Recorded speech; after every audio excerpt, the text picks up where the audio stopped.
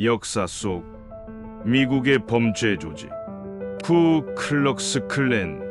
미국 남북전쟁 이후 테네시주 폴레스키에서 6명의 퇴역군인에 의해 탄생한 백인 우월주의, 인종주의, 사이비 종교, 테러리스트, 극우 집단이다. 줄여서 KKK단이라고도 불린다. 이들의 주된 활동은 흑인 폭행 및 흑인 인권운동 방해였습니다. 이들 상당수는 남부를 기반으로 한 미국 민주당 소속이었다. 1866년 1차 창설은 웃기게 레크리에이션 집단으로 결성되었다는 것이다. 그러니까 친목을 다지며 함께 춤추고 노는 게 일이었다. 그 후 모임이 변질되어 흑인 대상 폭력 사건까지 줄줄이 일으켜 사회적인 문제 집단으로 이슈화되며 1870년 연방법이 제정되어 정식으로 공권력에 의한 단체 해산을 맞이했다. 해체 후 음지에서 계속 사고를 치며 점점 더 막장 집단으로 변모해갔다. 2차 창설은 1915년 조지아주에서 윌리엄 조지프 시몬스가 이끄는 일당이 백인 지배 원리를 내세우며 단순히 흑인들을 적대한 것에 비해 더욱 과격해져서 인종적, 종교적, 민족적 소수 집단을 모두 적대시하며 급속히 확대해 나갔다. 그러나 사회정화를 한답시고 극한 폭력을 자행했고 유색인종은 물론 가톨릭 교도나 유색인종의 호의적인 백인, 심지어 이혼 여성들까지 마구 공격하였다.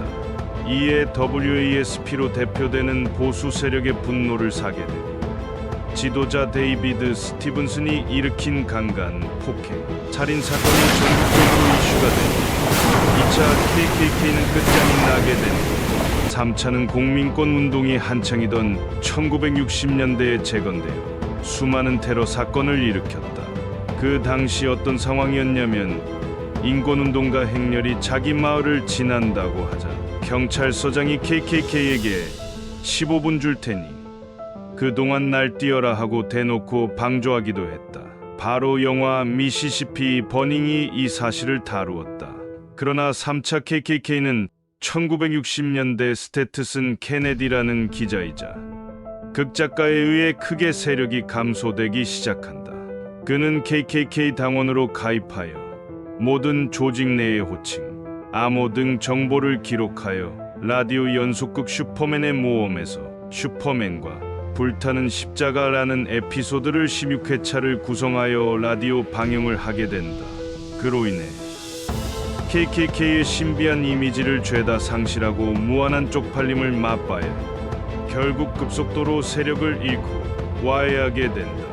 그 후 FBI가 본격적으로 KKK 소탕 작전에 나선 탓에 완전히 박살이나 버려서 예전처럼 집중화된 중앙 조직이 아닌 뿔뿔이 흩어져서 따로 노는 조직으로 변한 지 오래되었다. 현재는 과거와 달리 일반적인 극우 집단으로 슬그머니 바뀌었지만 KKK 소속이었던 데이비드 듀크가 미국 공화당 대선 경선 후보인 도널드 트럼프에 대한 지지를 선언하는 등 그 세력이 줄었다고 해도 점조직으로 변하면서 오히려 더욱 위협적인 존재가 되고 있다. 구독과 좋아요, 알림 설정 부탁해요.